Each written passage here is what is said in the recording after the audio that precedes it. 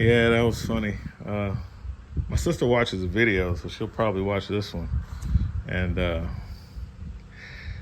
just FYI for anybody who's looking for parts for your car, just go to the parts store and let them look up the parts because my nephew has a right headlight that's out. Probably have to diagnose it.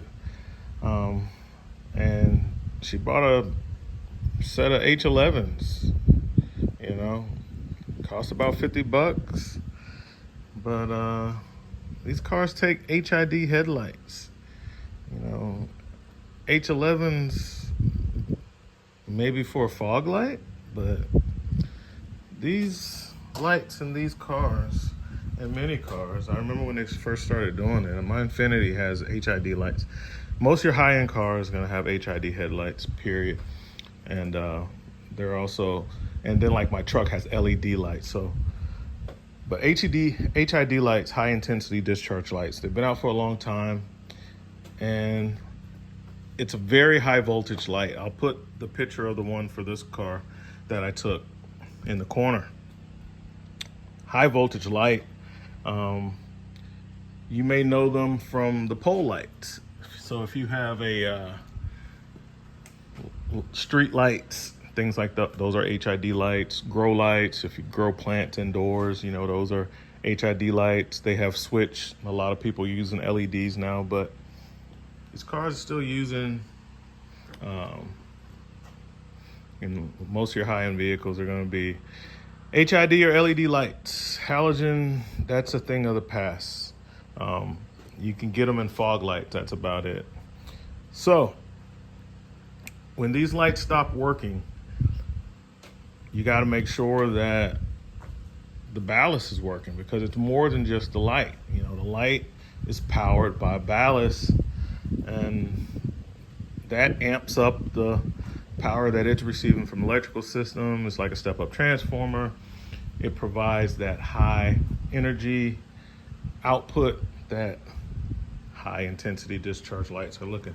So figured I was gonna get some tools dirty and mess with this. Now on these Challengers, this is like a 2021, 22 model. You can pull this up, it just has clips on it. That's holding it in.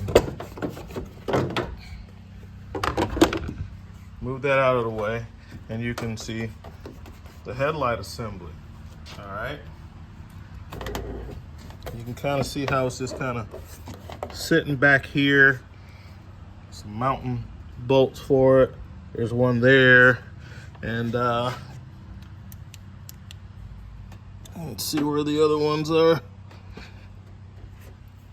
Nevertheless, the cap is right here. So if on this model, it just has the ring, but inside it it's just empty.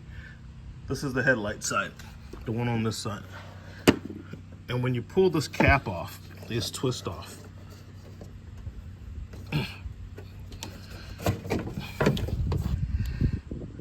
Then you can see the light bulb. And as you can see, it's definitely not an H11. That's what you'd be changing out. Those bulbs are about $150 a piece, whereas you get an H11 for about $20.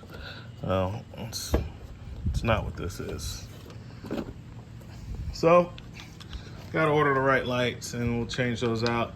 It's kind of tight. It's not as bad as like a lot of the foreign cars because you can really get your hand back here. As far as when it comes to unclipping the lights, I always look at the new light to see where the clip mechanism is so I can do it in the blind.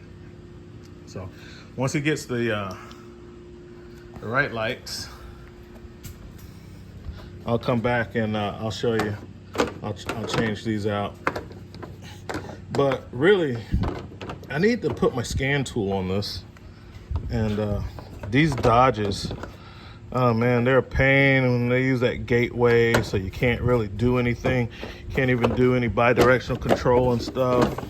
Kind of gotta, I have this little wire, like this dongle that goes to the gateway. And helps you bypass that security gateway. These Dodges are a pain. And if you don't have a subscription, and I don't know if they're making you use like a vehicle security. You got to have an account or something. It's some garbage like that to where they make it difficult for you to go through the ODB2 port to do or change anything in the vehicle. So a lot of your diagnostic work, it's a pain in the butt. A lot of these Chryslers, that's how they are.